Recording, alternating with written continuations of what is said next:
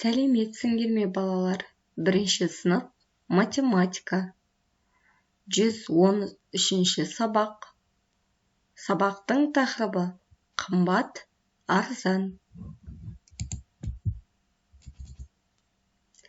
Балалар, математика күнделікті өмірде. Сырым мен Әлияда 100 теңгеден бар. Сырым 2 тауар, ал Әлия 3 тауар сатып алды. Балалар қандай тауарлар сатып алуы мүмкін? Қане, Әлия мен Сырымға көмектесейік. Мысалы, бірінші Сырым. Сырымға қолында 100 теңге бар. Оған 100 теңгесіне лайықтап 3 зат сатып алуы қажет. Мысалы, 20 теңгеге бәліш сатып алды.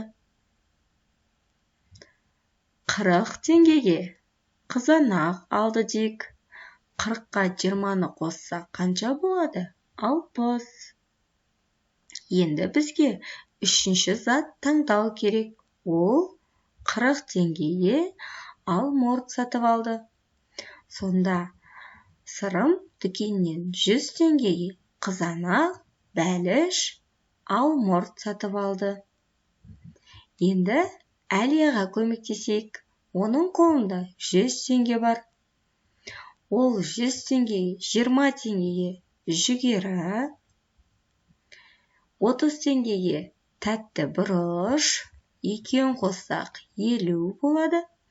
Енді тағы 50 теңгеге шақтап не алуға болады, балалар? Дүкенді қарайық. 10 теңгеге 40 жапырақ және 40 теңгеге қызанақ сатып алуға болады. Әлия өзіне керек заттарды сатып алды. Есіңде сақта, құн бұл барлық сатып алынған тауар үшін төленетін ақша. Құны немесе бағасы туралы айтқанда арзан, кем, қымбат, артық сөздерді қолданылады. Сондай-ақ заттың бағасын, құнын жоғары немесе төмен деп те айтады. Өзіндік жұмыс. Өрнек құрастырып, оның мәнін тап. Суреттерге қараймыз, балалар, өзіміз өрнек құрастырайық. Мысалы, есеп құрастырып көрейік, кәне. 20, жүгері 20 теңге, қияр 10 теңге, және екеуінің қосындысы қанша болады, балалар? 30 теңге болады. Жарайсыңдар. Келесі тағы бір өрнек құрастырып көрейік. 30 теңгеге алма, 10 теңгеге қияр. 30 теңге мен 10 теңгенің қосындысы болады 40 теңге. Келесі суретке назар аударайық. 40 теңгеге апельсин, 20 теңгеге тәтті бұрыш.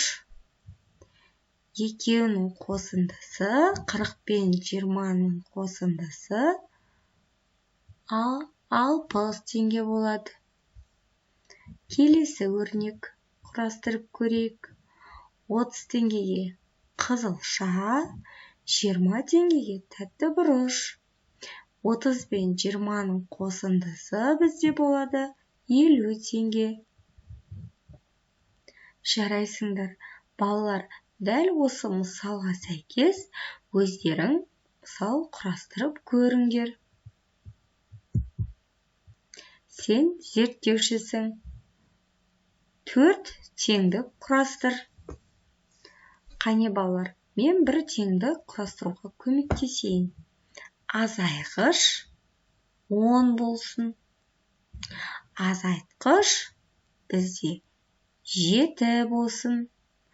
Яғни 10 мен 7-нің айырмасы бізде болады 3.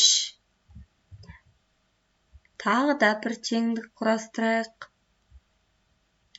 8-ден азайғыш 8, азайтқыш 2, яғни 8 бен 2-нің айырмасы болады бізде 6. Дәл осылай теңдік құрастыруды жалғастыр. Топтық жұмыс. Есепте. Досыңның есептегенін тексер. 100 бен 100-ді азайтсақ, бізде қанша болады? 0 болады. 60 пен 40-тың айырмасы 20-ға тең болады. Дәл осылай есептеп, досыңның есебін тексер. Балалар, осымен бүгінгі математика сабағымыз аяқталды. Келесі сабақта кездескенше сау болыңдар.